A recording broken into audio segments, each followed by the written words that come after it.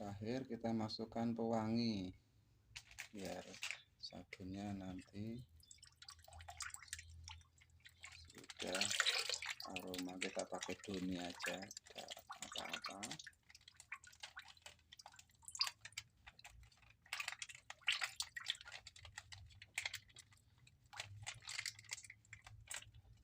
Penampakannya sudah seperti itu.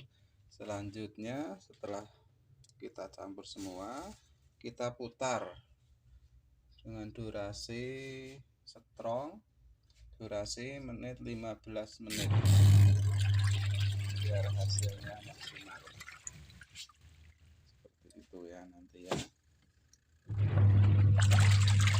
Itu kita tinggal menunggunya